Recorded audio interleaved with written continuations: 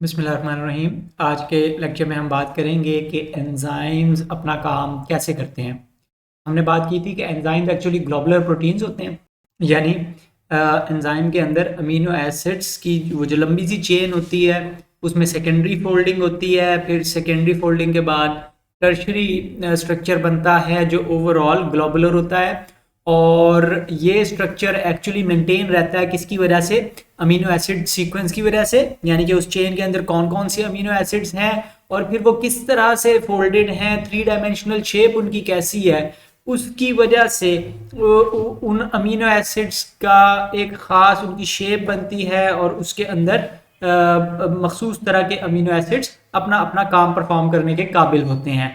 तो अब ये जो थ्री डायमेंशनल शेप बनी है, तो ये मखसूस किस्म के सबस्ट्रेट के साथ जुड़ने की सलाहियत रखती है। जिस सब्सटेंस के साथ कोई एंजाइम जुड़ता है और उसको प्रोडक्ट में कन्वर्ट करता है उसको हम सबस्ट्रेट कहते हैं।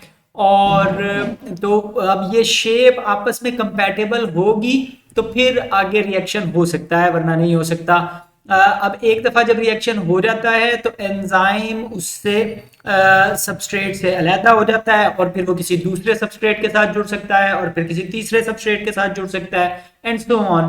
तो एक एंजाइम बार बार मुख्तलिफ सबस्ट्रेट के साथ जुड़ के उनको कन्वर्ट करता जाता है। अब ये एंजाइम और सबस्ट्रेट जब आपस में मिलते हैं तो इसको हम कहते हैं एंजाइम सबस्ट्रेट कॉम्प्लेक्स। यहाँ पर आपको वही एंजाइम दिखाया हुआ है, उसके अंदर ये रेड कलर में सबस्ट्रेट गया, ये जो डार्क कलर के आपको नजर आ रहे हैं ये उस एंजाइम के अमीनो एसिड हैं जो सेंटर में उस सबस्ट्रेट के साथ मिलके उसको कन्वर्ट कर रहे हैं किसी और चीज में। तो एंजाइम और सबस्ट्रेट जब आपस में जुड़ते हैं तो वो चाहे थोड़ी देर के लिए लेकिन कुछ देर के लिए वो आपस में जुड़े रहते हैं। इसको हम एंजाइम सबस्ट्रेट कॉम्प्लेक्स कहते हैं।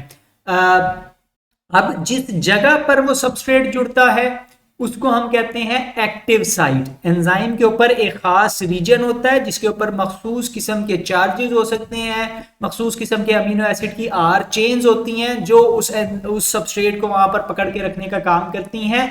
और स्पेशल किस्म की वहां पर फिर वो अमीनो एसिड्स होंगे और उनकी कॉइलिंग और फोल्डिंग होगी जो उस मखसूस सबस्ट्रेट के साथ अटैच होने के लिए रिस्पॉन्सिबल होते हैं। इस साइट को हम एक्टिव साइट कहते हैं। इस इलाके को, उस कैविटी को, उस सुराख को एक्टिव साइट कहते हैं जहां पे सबस्ट्रेट जुड़ता है और फिर प्रोडक्ट में कन्वर्ट होता है। एक्टिव साइट के दो रीजन होते हैं, एक को हम कहते हैं बाइंडिंग साइट।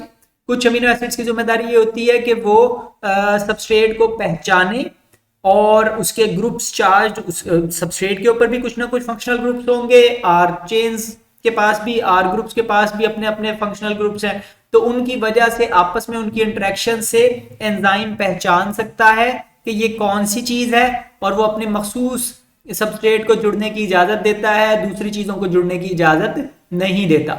उसके मुकाबले में दूसरी तरह की साइट, दूसरा हिस्सा कैटालिटिक साइट कहलाता है। कैटालिटिक साइट के अंदर फिर वो अमीनो एसिड मौजूद हैं जो सबस्ट्रेट को तोड़ने का काम करते हैं। अब इसकी मिसाल आप इस तरह से ले लें कि अमूमन मिसाल के तौर पे अगर आपके बाजू पे मुक्का मारा जाए तो आपको तकलीफ होगी, दर्द होगा। लेकिन अगर आपके बाजू को मोड़ के उसके ऊपर मुक्का मारा जाए तो फिर दर्द ज्यादा होता है।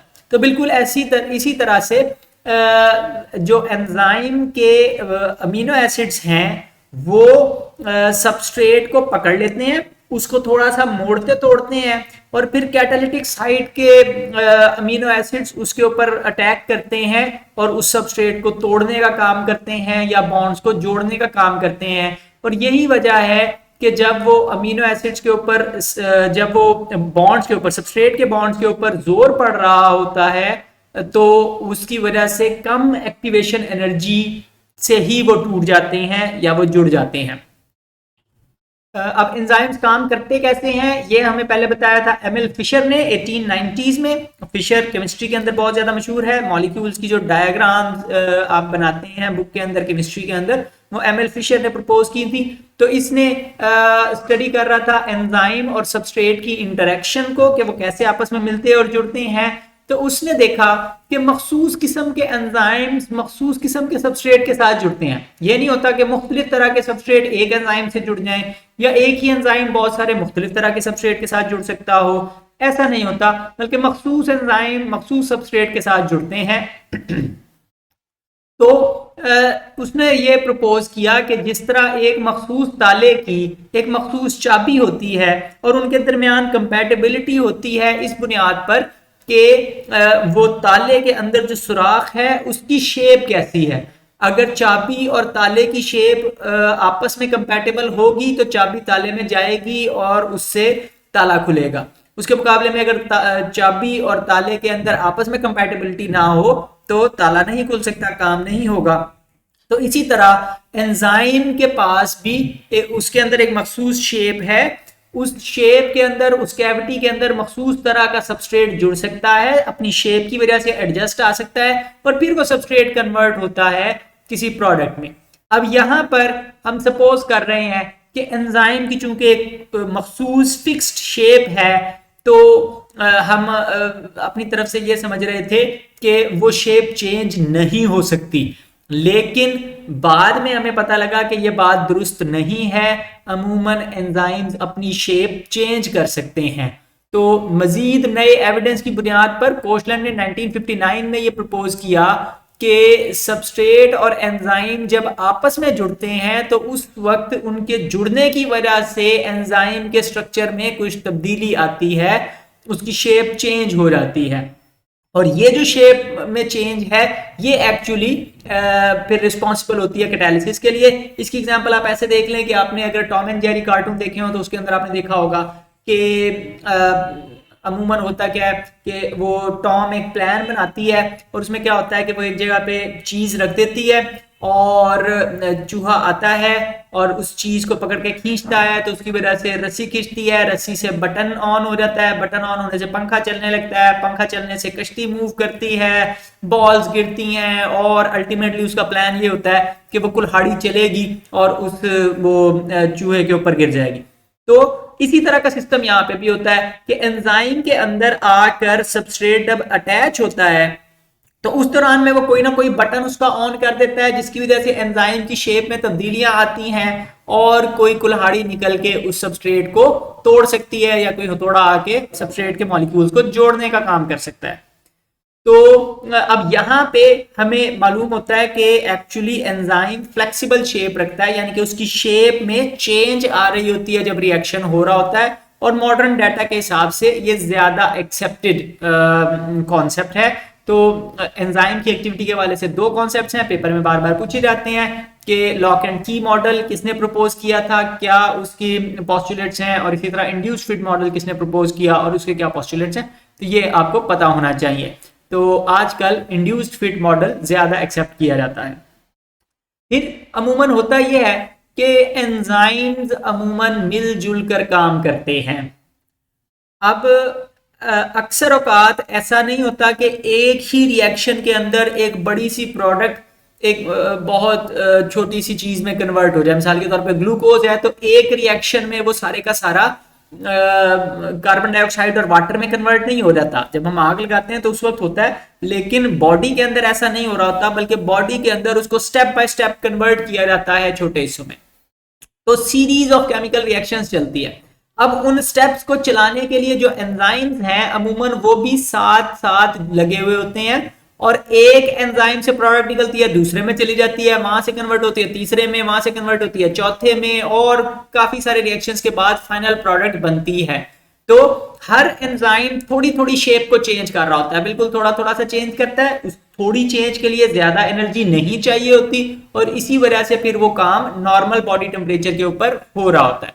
तो अमूमन एंजाइम्स बड़ी तरतीब के साथ लाइन में लगे हुए होते हैं, प्रोडक्ट्स आती जाती हैं, सबस्ट्रेट आता जाता है, बारी बारी उसके साथ जुड़ता है, एक से निकल के अगले में, उससे निकल के उससे अगले में, उससे निकल के उससे अगले में और बारी बारी इस तरह कन्वर्ट हो जाता है छोटे छोटे स्टेप्स में। और आप पहले सबस्ट्रेट और फाइनल प्रोडक्ट को देखें तो दोनों में बहुत ज्यादा फर्क आ चुका होता है।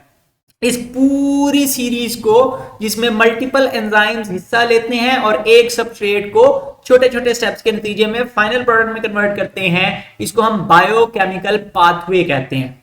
जैसे एक पाथ में, एक रास्ते में मल्टीपल स्टेप्स होते हैं, तो इसी तरह बायोकेमिकल पाथवे में मल्टीपल केमिकल रिएक्शंस के स्टेप्स होते हैं जब तक फाइनल प्रोडक्ट नहीं बनती।